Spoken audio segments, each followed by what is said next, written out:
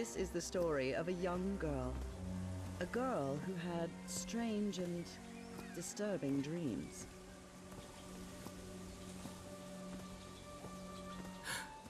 I know this place. I've been here before. This is the ancient stone city amidst the jungle.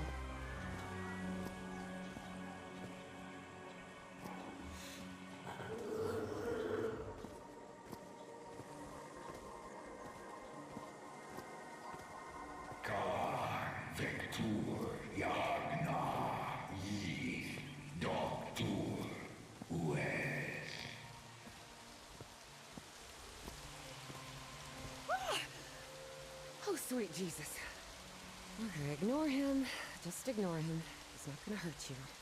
Just keep going.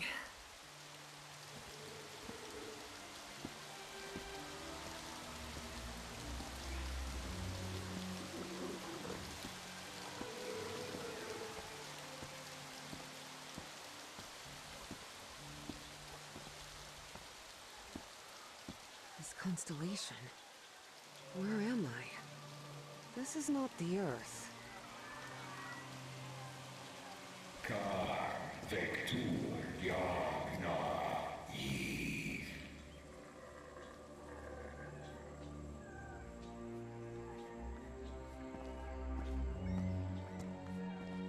Con and save my...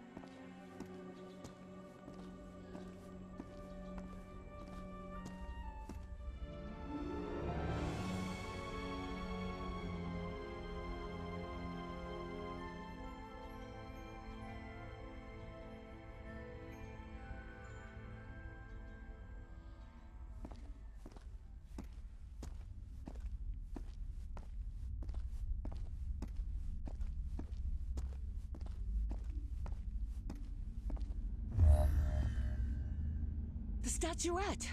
Here it is. Finally! I have to get it, I have to...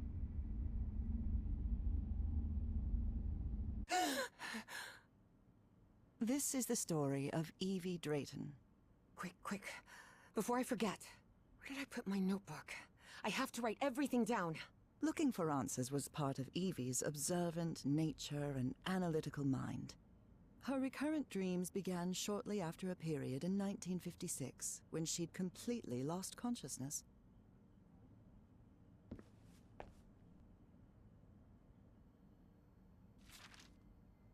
I was lucky to be accepted at Miskatonic.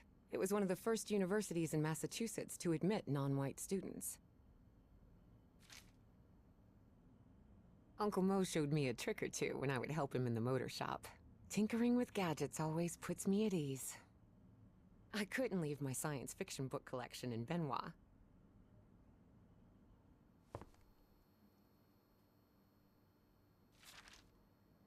Spitsbergen Island and Svalbard. Apparently I researched this area of the Arctic thoroughly during the time I lost consciousness. Spitsbergen Island and Svalbard. Apparently I researched this area of the Arctic thoroughly during the time I lost consciousness. Spitsbergen Island and Svalbard. Apparently I researched this area of the Arctic thoroughly during the time I lost consciousness. Spitsbergen Island and Svalbard. Apparently I researched this area of the Arctic thoroughly during the time I lost consciousness. Spitsbergen Island and...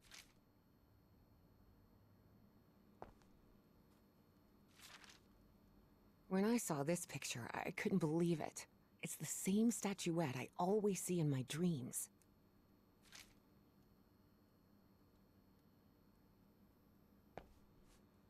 Oh, here it is. Evie's Nightmare Journal.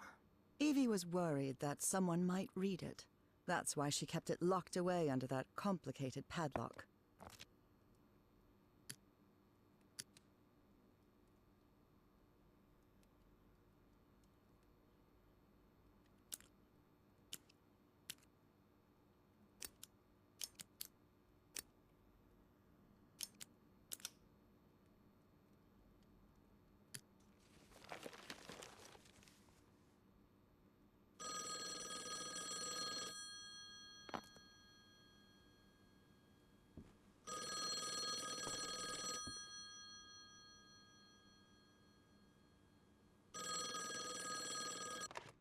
Yes, Is this...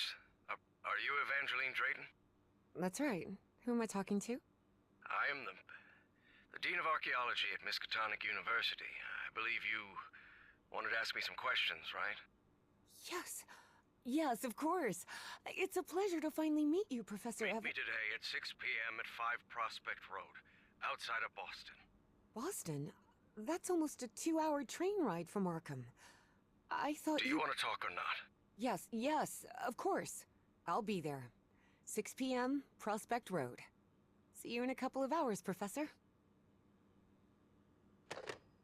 All right, I should get ready. There's a lot of information here about my strange dreams and my amnesia. I'd better go through it again before I leave. I don't want to miss any questions when I talk to the professor.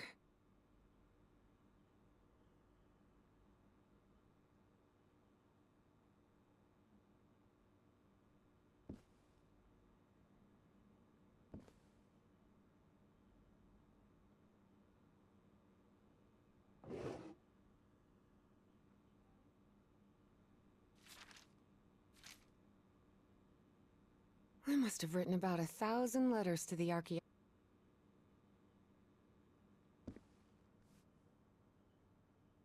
Rhythm and blues is definitely my kind of music. Reverend Charlton was adamant that I bring this cross to college. He must think Arkham is a den of iniquity and wickedness.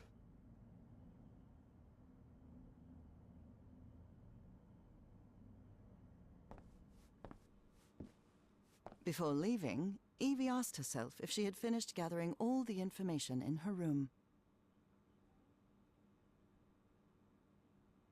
All right, I think I've gathered what I need. As odd as it seemed to Evie that the dean didn't meet her at the university, her need to know was stronger than her doubts.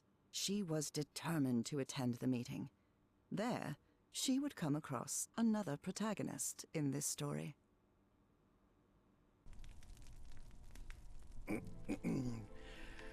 So, you have finally decided to talk to that young lady, Professor.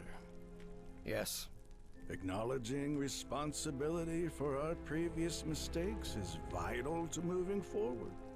You've taken a crucial step in... Listen, there's no need for us to talk, Doctor. The only reason I let you into my house is because you insisted it was necessary to prescribe my medication. This is also the story of a sad, guilt-ridden, and lonely man. This is the story of my husband, Professor Harry Everhart. Yes, I know well enough that discussing the effectiveness of our therapy sessions with you is futile. But you need to understand that therapy is just a part of the whole treatment. Without it, I can't go and... Ask whatever you deem necessary, and let's get this over with as soon as possible. Fine. What about your position as dean at Miskatonic University? We talked some time ago about your relationship with work. It was somewhat obsessive.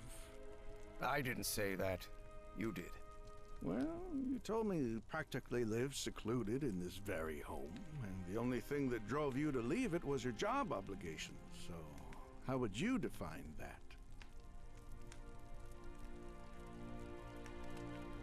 I do what they pay me for.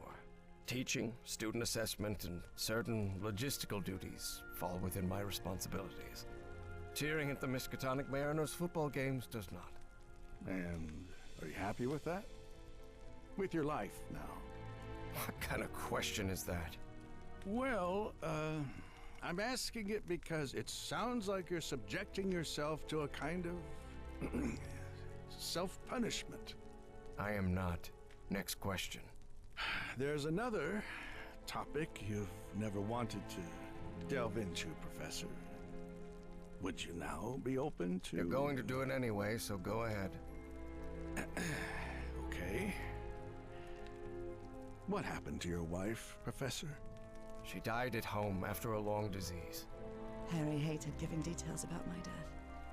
Especially if those details meant talking about a certain expedition and deaths other than mine. I see.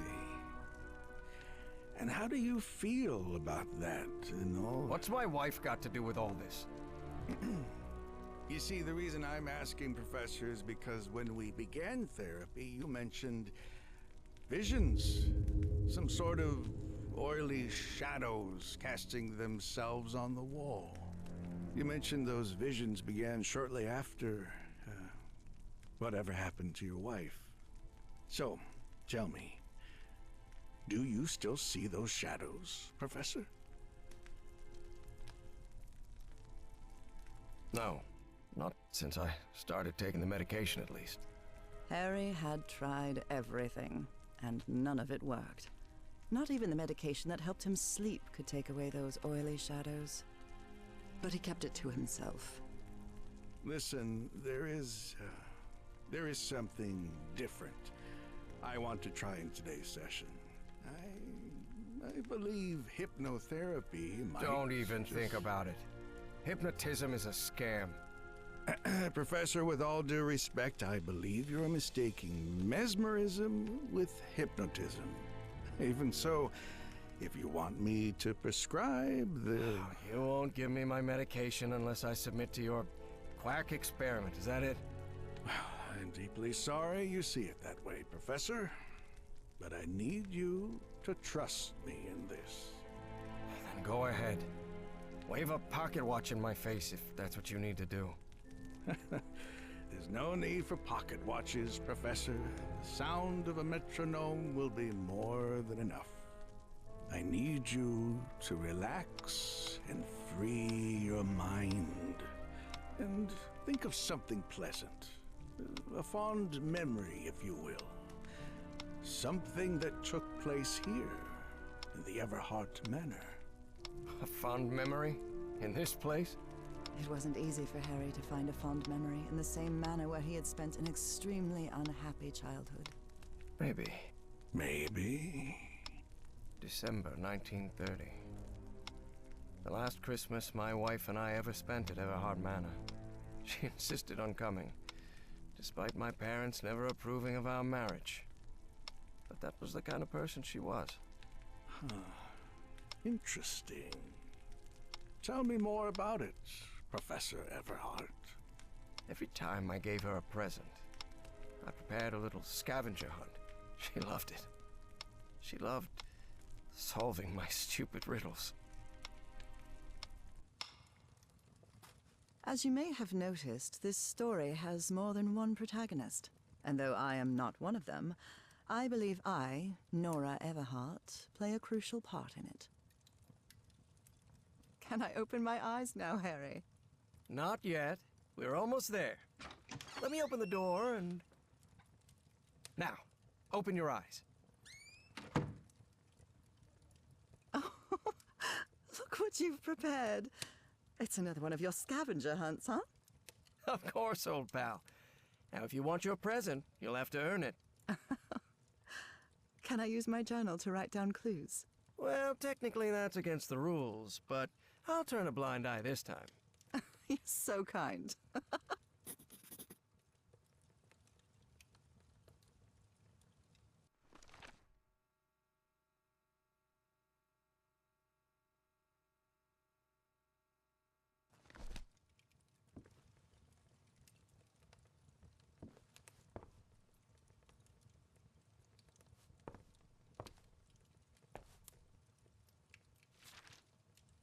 A new decade.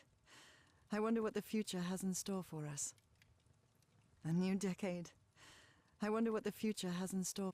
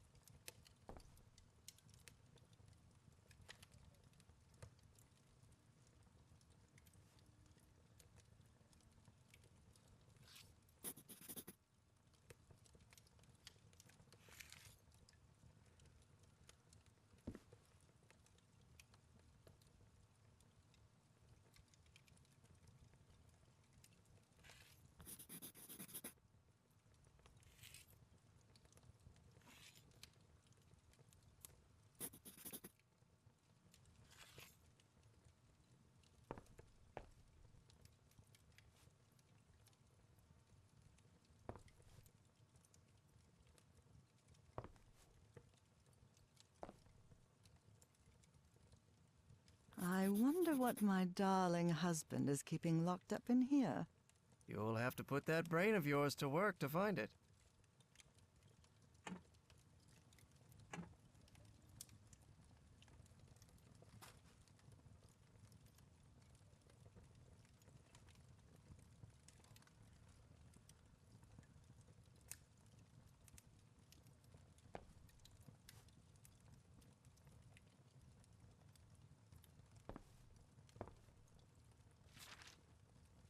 Oh, look at your sad little face in this photo.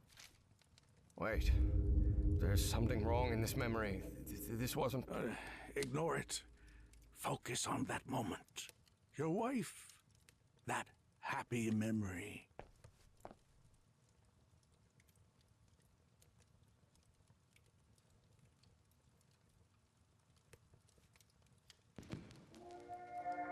Do you remember when we slow danced to Dear Old Pal of Mine at Maddie's house? Do you remember when we slow danced to Dear Old Pal of Mine at Maddie's house? The end of the Great War Party and our first kiss.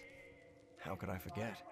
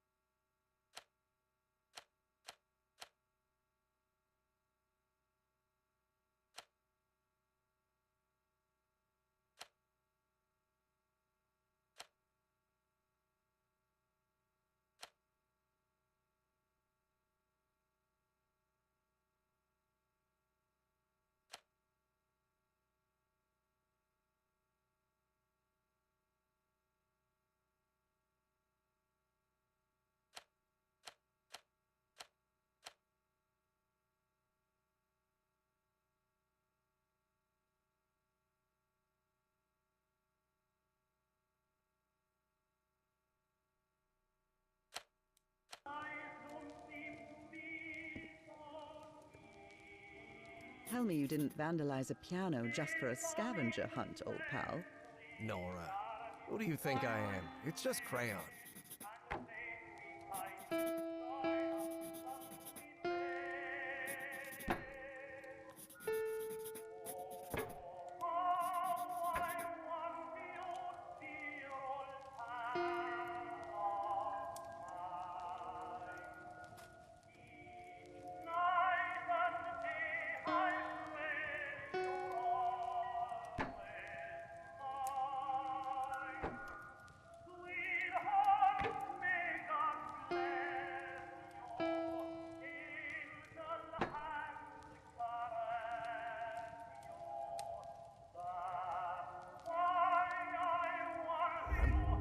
I'm seeing those oily shadows in here.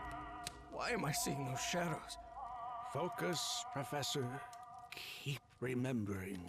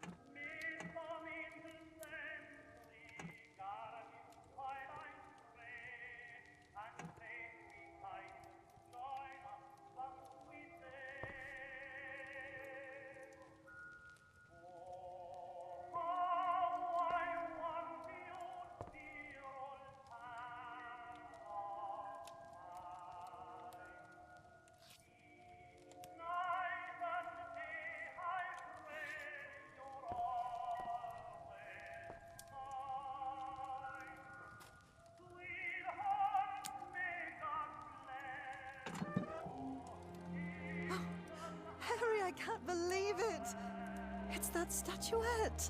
And it even has a black ooze orb. Just what I wanted for Christmas. No. Wait. What do you mean a statuette? Don't touch it, Nora! Keep going, Professor. It's important. Where is the statuette now? You're no psychiatrist. Who are you? I'm not going to ask you again, Professor Everhart.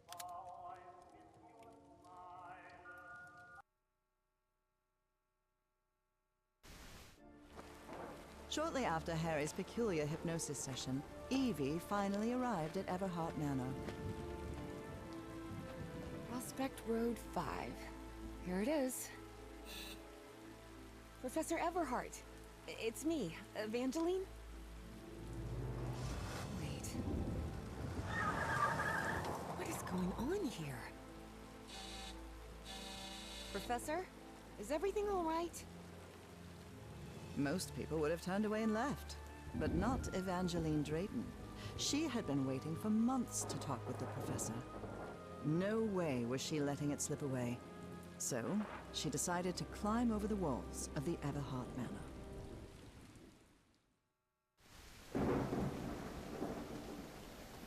Ugh. This looks like something straight out of Tales from the Crypt.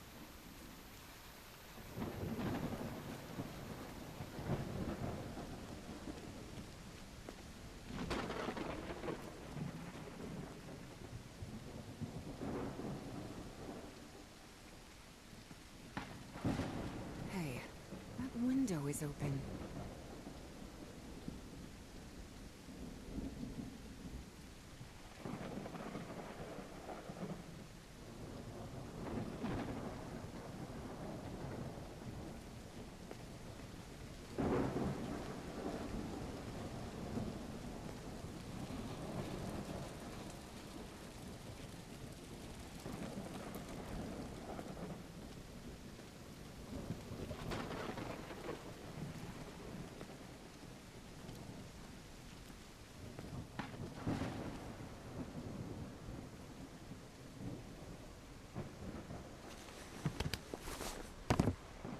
Professor Everhart.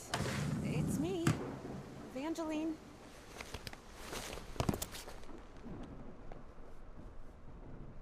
It appears the Everharts have been quite well off for generations. Or so they used to be.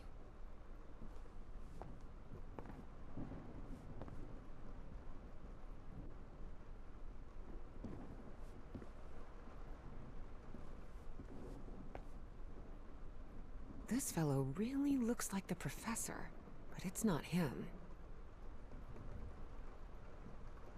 The Everhart children. Harrison, Madeline, Richard, and Don. That must be Elizabeth Everhart. She looks sad.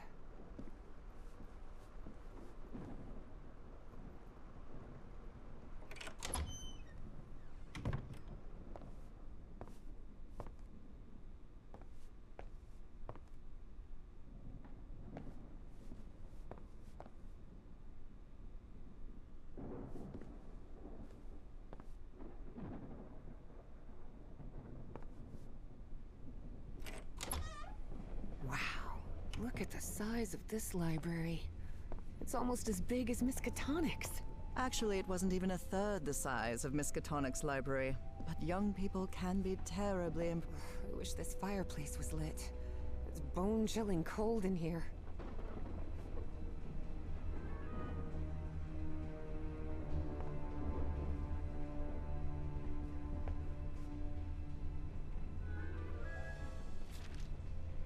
Troubling absences in my memory.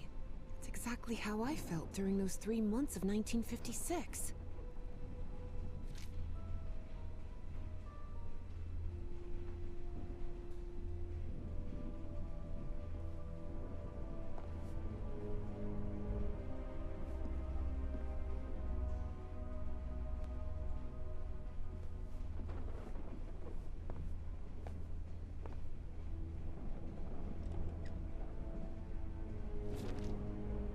Evangeline had never pictured the professor as anything but a hermit. Certainly not someone his relatives still worried about.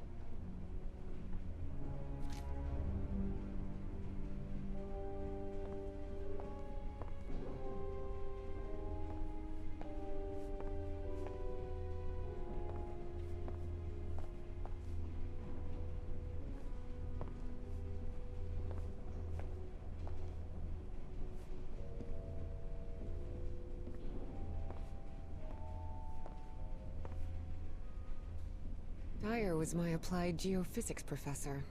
He was very strict. Strange character.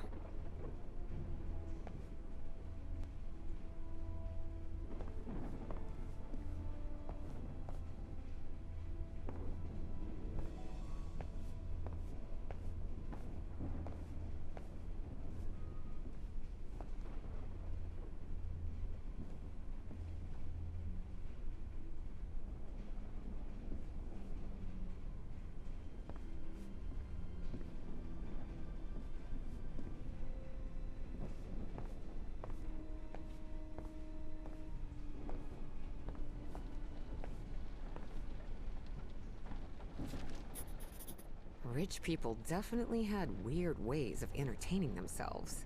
But it wasn't mere entertainment. Good thing the skull is fake. Ugh.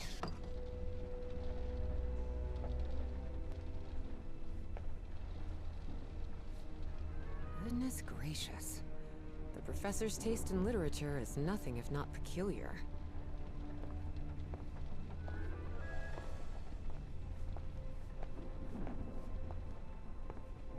No use. It's locked.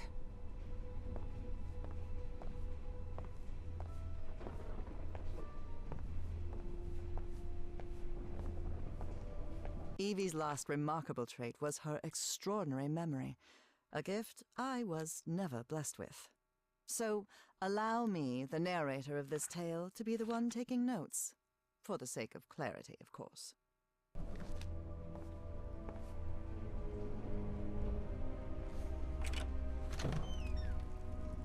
This must be the professor's office.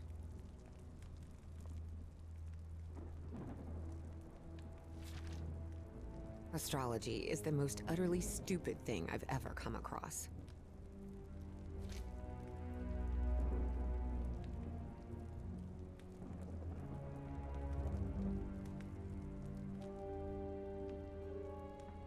Books in different languages.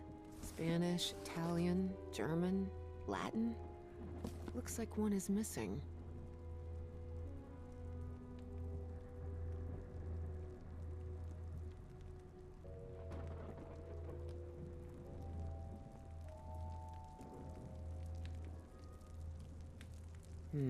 Someone lit the fireplace, but this room is still cold.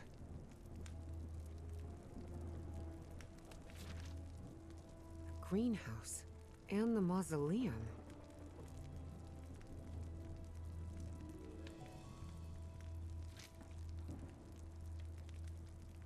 Wow, the professor served in US intelligence during the war.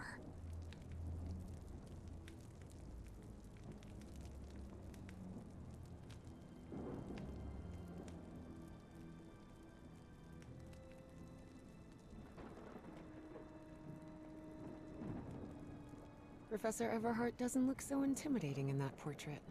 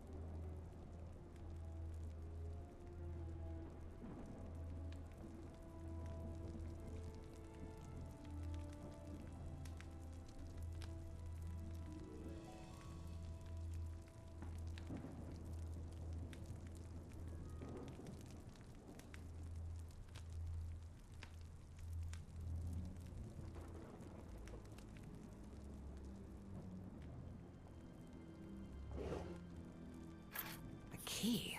I wonder what this opens. A key. I wonder what...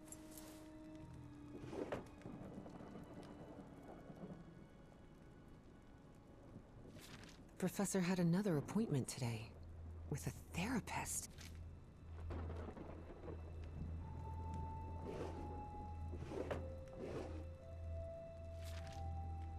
Despite his tone, this Bowen fella doesn't seem particularly friendly.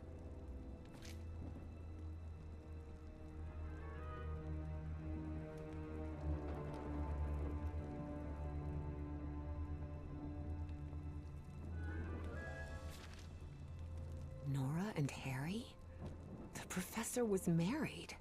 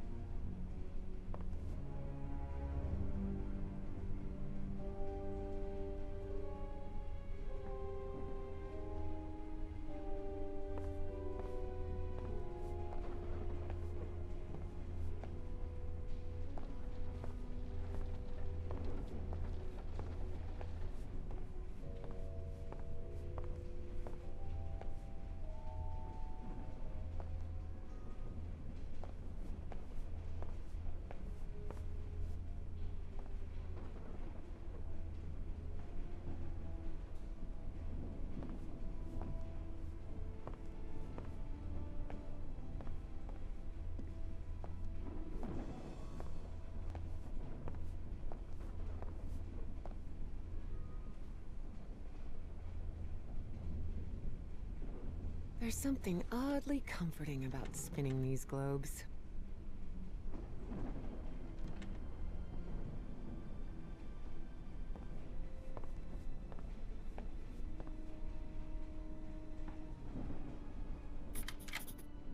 Et voilà!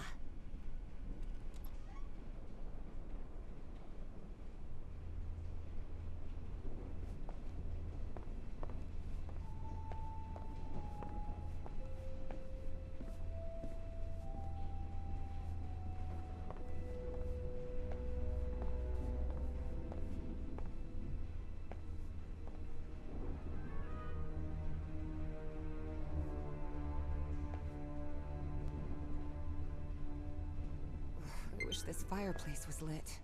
It's bone-chilling cold in here.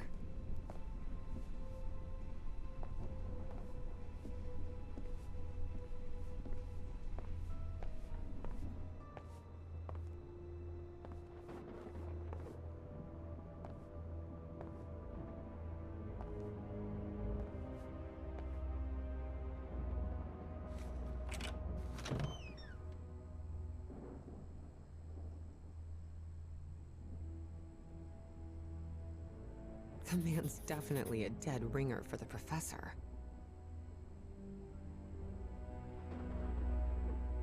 Ripped canvas.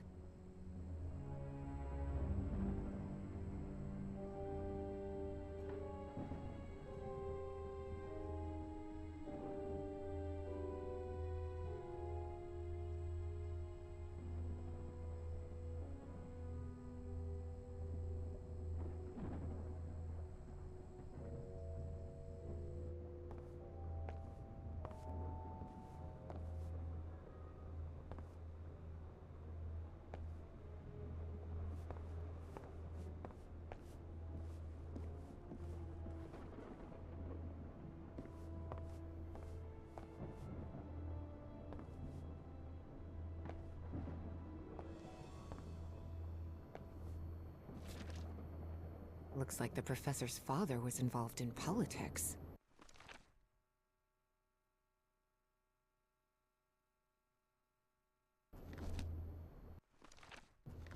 Looks like the professor's father was involved in politics.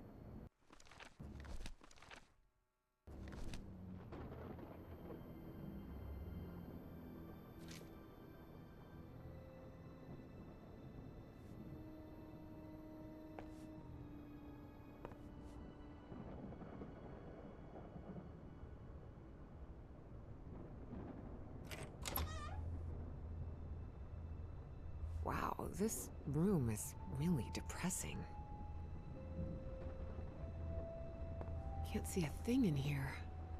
Better turn my flashlight on. Someone has ripped the canvas. There's a... much better. Someone has ripped the canvas. There's a Latin inscription in its frame. Provedere debemus.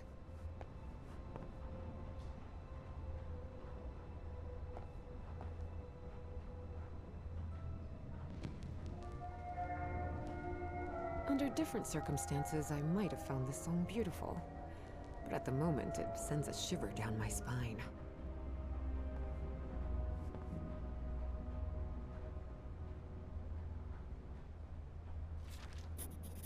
Looks like a memorial of some kind,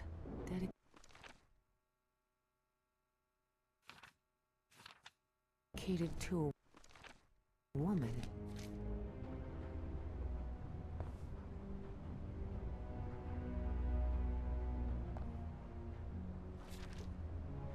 Driver's license of a certain Manuel Silva.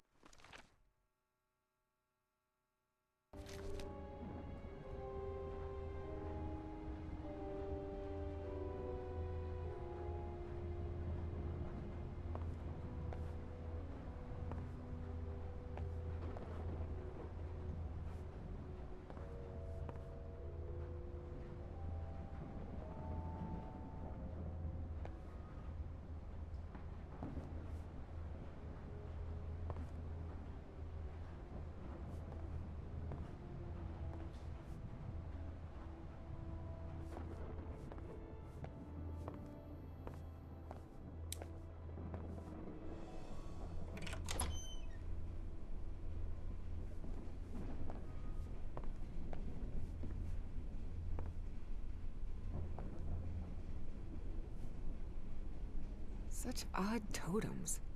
Are these fishes?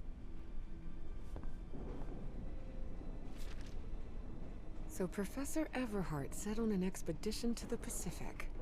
I never pictured him as an adventurer.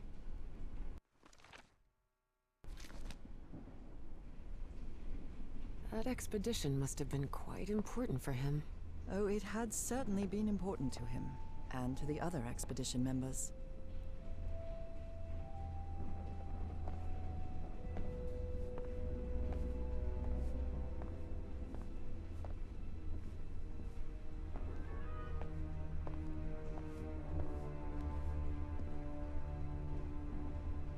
Torn canvas.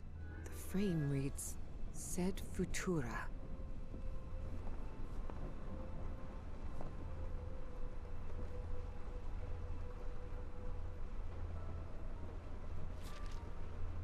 There are a lot of pictures of that fireplace.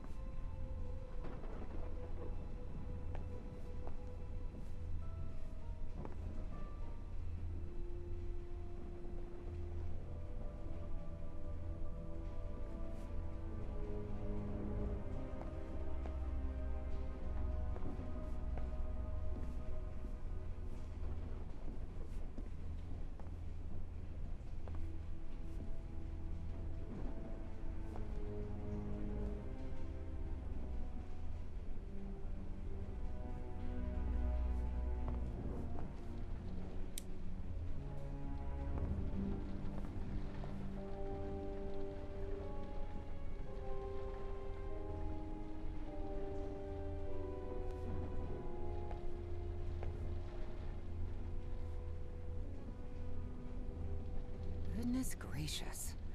The professor's taste in literature is nothing if not peculiar.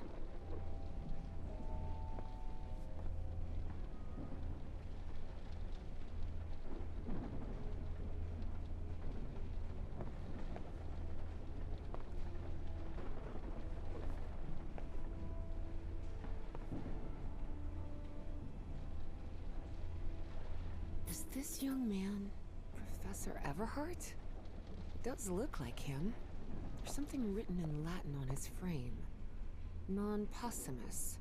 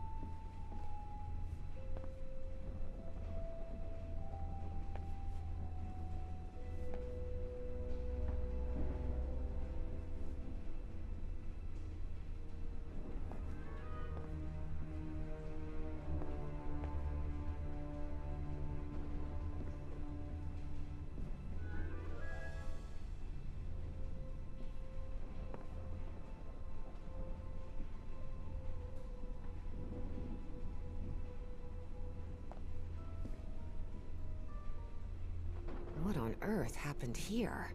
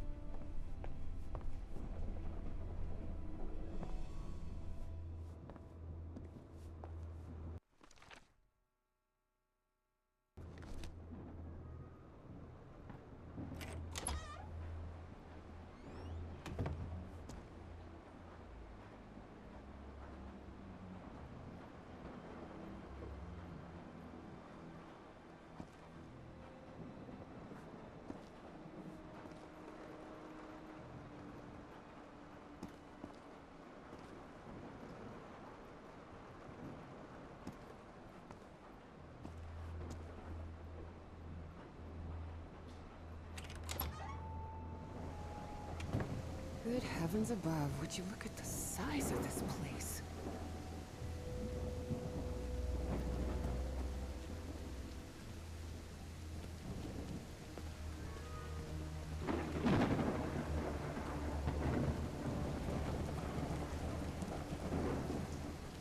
Careful. The stone staircase is slippery.